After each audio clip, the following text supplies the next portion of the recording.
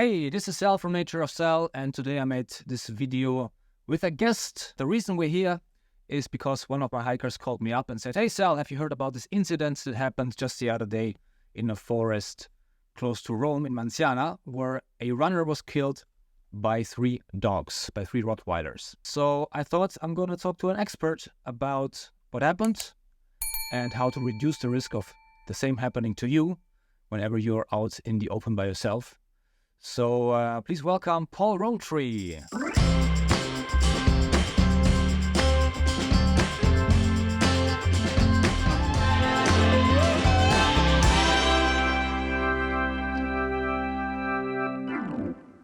Thank you very much for being here today. Hello, Sal. Thank you for having me. Well, I'm a dog educator, okay, and I work with the cognitive relational approach, which essentially, to cut to the chase, is we work on the relationship between the human being and the dog, the owner and the dog, maybe from a dog's perspective. So we teach the human being how to understand the point of view of the dog, and to help build the relationship between dog and owner. We don't use coercive methods. We don't.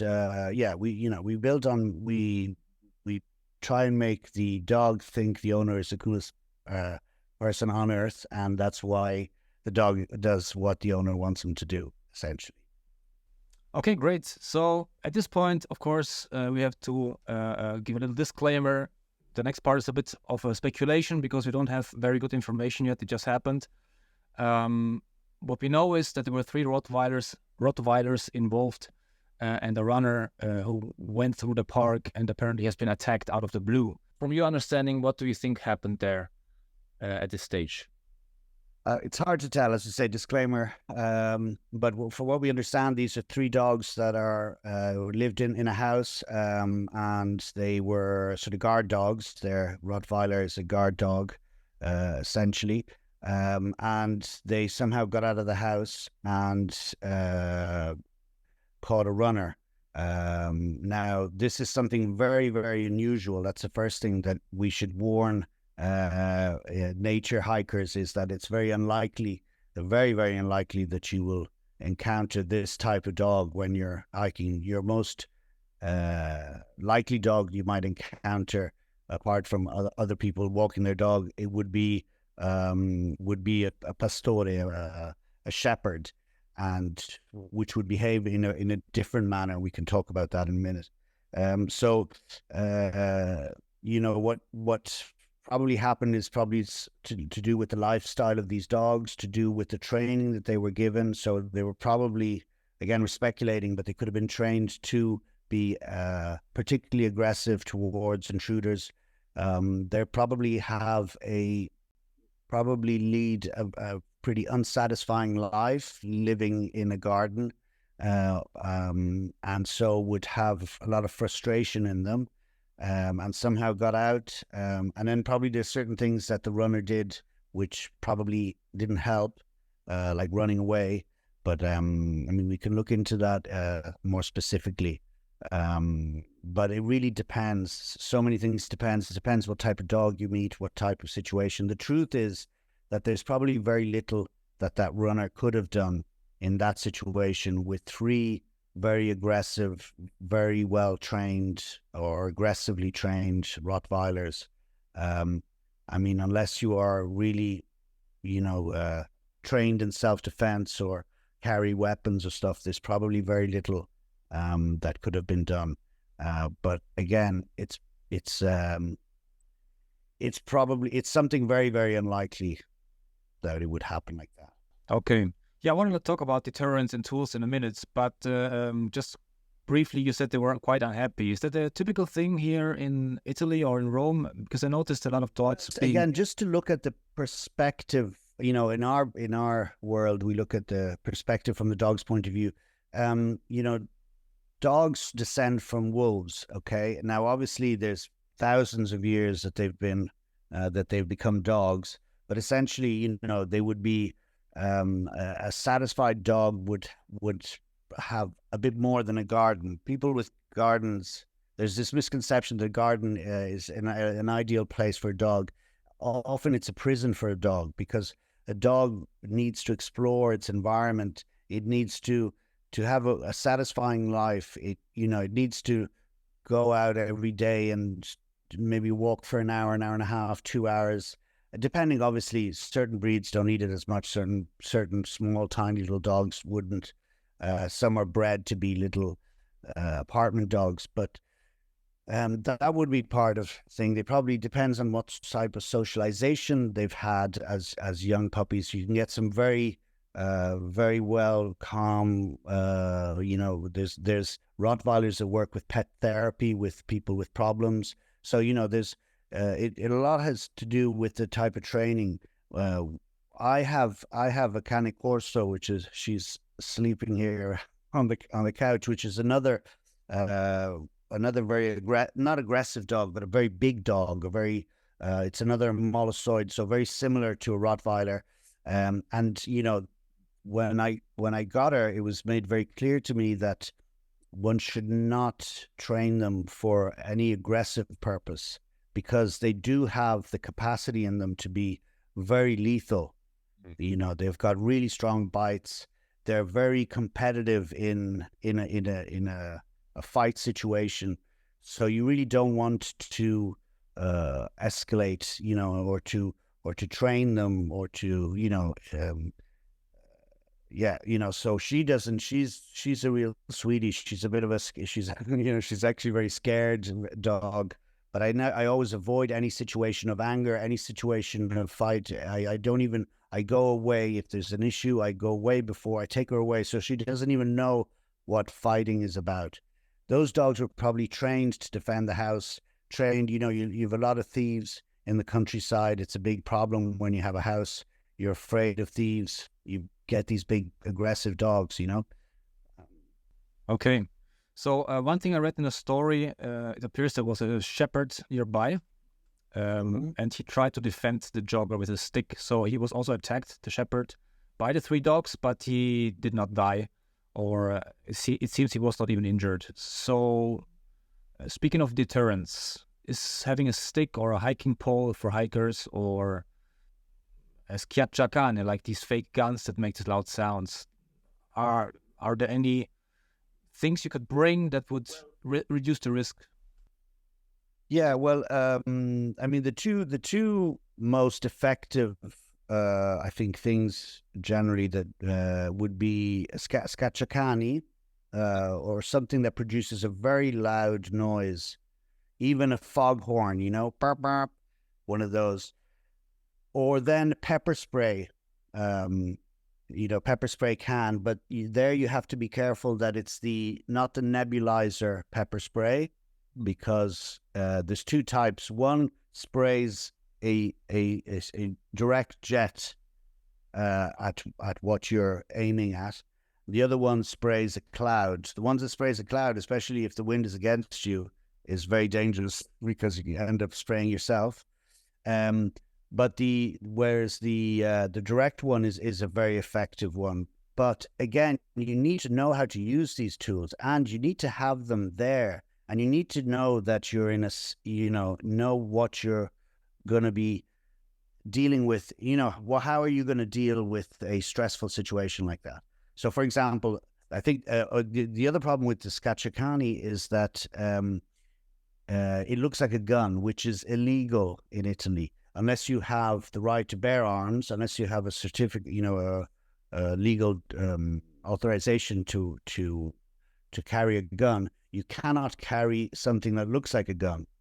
So that's sort of eliminates that option for most of the people. So what we always recommend is this pepper spray, and I can even put a link if you want of a good one on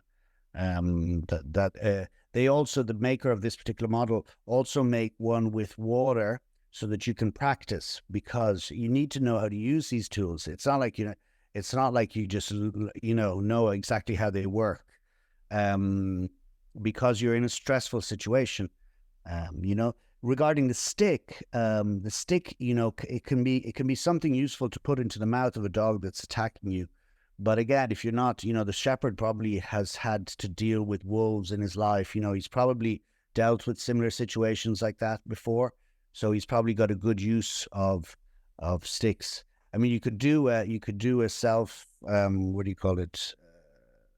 Like self security training course, like martial arts, that kind of stuff. These sort of things that help. But as when you do one, they will explain to you that a real situation is very different from from reading, seeing a YouTube video or something like that and reacting. I mean, I can give you a few hints as to what the dog sees. Okay, so if you look straight at a dog, and you can observe it when you're walking around, if you see two dogs, when they're looking at each other straight on, that's very aggressive behavior. Dogs tend to avoid each other, walk in a circle. So one thing you can do, for example, if you're walking or running in the countryside or walking in, and you see a dog coming your way, is take a diagonal and go or loop around the dog, because that in dog language is I'm not here aggressively. I'm walking around you, and then you can walk around me. And usually what they do is the circle closes slowly, and then they smell each other's bum, that sort of thing, which is part of communication. That's about knowing, getting to know each other. So don't walk on straight on. And so what you could do, another thing, is turn your back on a dog, because if you give your back towards a dog, it transmits that you're not here for fighting, you're not here aggressively. And then it depends. For example, if you walk into the area of a white shepherd, a Abruzzese, that kind of dog, then what you need to do is slowly leave. Slowly, you've obviously come into their area. They're protecting their sheep, and you need to slowly get out of there and slowly increase the distance between you and the dog. But again, do that very slowly. If a dog comes towards you, turn around. Okay, don't stay looking at the dog. And then, yes, there's some situations where sometimes people have made themselves very big, but it can be misread as being very aggressive. Sometimes a dog increasing your body space makes them think, okay, it's not worth the risk here, because dogs are thinking, But I don't know if I do that with 3 Rottweilers, there isn't a rule that's valid for everybody. So basically, it's the opposite that you would do with a wildcat that you would encounter, that tend to be more aggressive when you have their back towards them, because then they kind of pounce at you. So with the dogs, it's the contrary. You would preferably show them your back to de-escalate the situation. Yeah, you even just 3/4, so that you can still kind of keep an eye on them, but you're not. I mean, what I do when I meet a new dog, just to maybe a dog that's a bit afraid of me or whatever, I get down to their level and I turn 3/4. So I let the dog approach from behind to come and smell me and know, and then when they want to smell me, when they want to approach me, that's very a non-aggressive behavior. Obviously, we're talking about a different situation here, but I mean, generally is don't run, because there are certain breeds where, essentially running, it's a trigger. It's a trigger for most dogs have certain things which in Italian we call motivazioni. And you trigger, like a cyclist, a runner triggers that. So a dog will just start chasing something that's moving. Right. Okay. So, for example, if you're cycling somewhere, say you're in the park and this dog starts chasing after you, best thing to do actually is just stop. Mm-hmm. I mean, obviously, if you're really afraid of the dog, but the more you run away, the more he'll chase you. And unless you're really fast on a road situation, maybe a bike is faster than a dog, but on a mountain bike, I doubt it. What you want to do is you want to stop that trigger. And as soon as you stop, the dog won't be triggered as much. Again, I guess you need to train that before, because of course when a group of dogs comes chasing after you, it's difficult to do exactly the opposite of what your gut tells you, which is running. Exactly. But we get you information because it kind of maps what I experienced myself. Once I was surrounded by 3 or 4 Manziana abruzzesi dogs in Abruzzo, and I was on a bicycle, and indeed I kind of instinctively got off the bicycle and slowly moved away, which was not easy to do because they were kind of quite aggressive. But with them, it's also interesting. They give you warning signs way ahead of time. Like when you get closer to their territory from afar, you can hear them barking. Then that you know, if you know how to read the signs, that they know you're coming. You know, listen to their signals, because dogs don't generally don't act very rationally, and they actually generally don't want to fight, because remember, they descend from wolves, so they're very instinctive wolf guidelines, right? A pack of wolves, every member of a pack of wolves has a job. So if one member of that pack of wolf gets killed, that's a big problem for the whole pack. So dogs generally will do all they can to avoid fighting, and they generally tell you, they'll usually growl, or they'll bark, they'll let you know that you're doing something wrong before. So keep an eye out, and generally I would say back out of the situation. one thing we didn't talk about, well, I learned already one thing, which is I mispronounced scacciacane because I always said schiacciacane, but you're not squeezing the dog, you're scared. Scaccia means chase away. And the other thing is, I always thought that you can actually carry such a gun, but it has to be contextual. I thought it's similar like with the knives. You cannot carry a knife with a certain blade length, but if you're going on a hike, if it's in a context, I always thought that you're allowed to do that. But maybe that's for guides. Maybe as a normal person, you're not. I think there are. Yeah, you have to check. There are certain. I asked.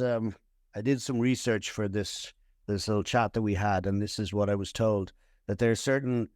It's for certain like certain jobs you're authorized to do it. In other jobs, if you're just a person walking down the street with something which looks like a gun, then that's illegal. Right. Yeah. Do you know what I mean? One thing we didn't talk about yet is the owners of those dogs. So what are their responsibilities, and what did they do wrong? I mean, you mentioned briefly that probably they were unhappy dogs. So what are your thoughts on the owners of the dogs? At the moment, what we hear is that I don't know. That they don't know how the dogs got out. Obviously, you need to you're completely responsible for what your dog does, and whatever damage it does, you are penally. There will be a lawsuit, and I'm not quite sure what the maximum pain for this type of for death, what sentence they'll get, but certainly you need to think very well about what type of training you're going to give the dog, and then some people get dogs trained by other people, and then maybe they're not qualified as well as to have, you know what I mean? It's one thing if you're dog trainer, military dog trainer, and that's your dog. It's one thing if you do it for somebody else. But I mean, generally, I would say that these dogs probably, didn't get out much. I know that they spoke about them being always on a leash.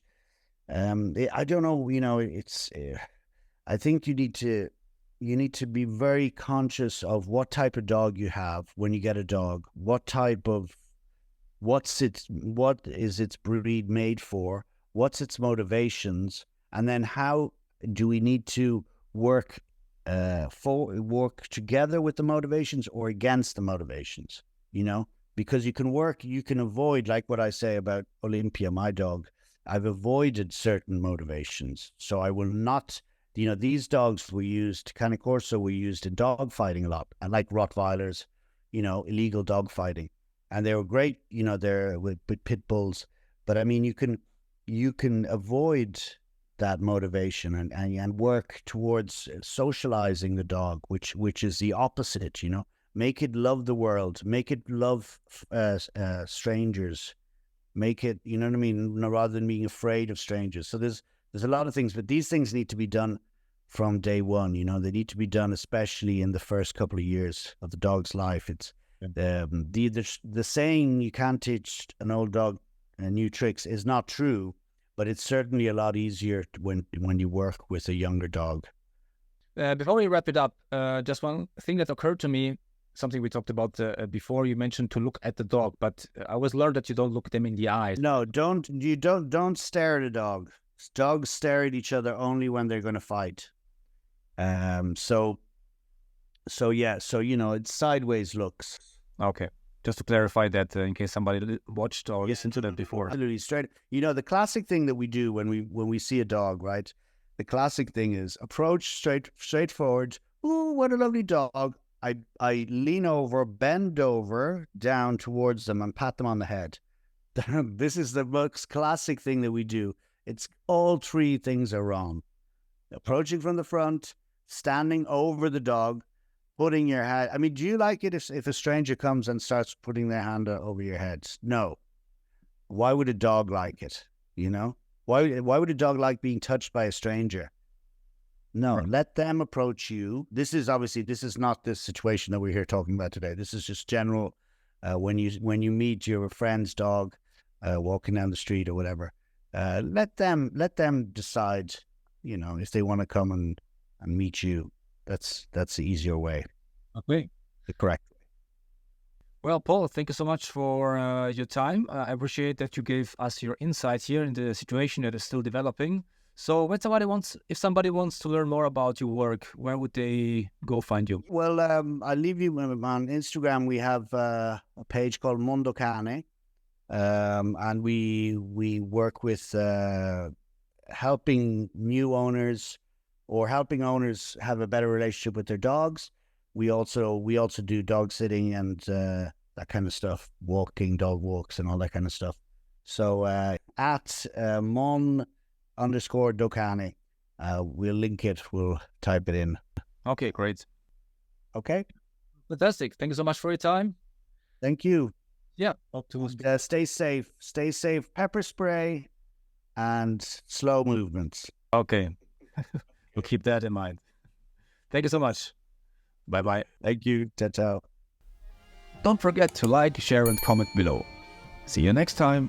This is Sal from Nature of Sal. And remember, stay fit, hike a bit.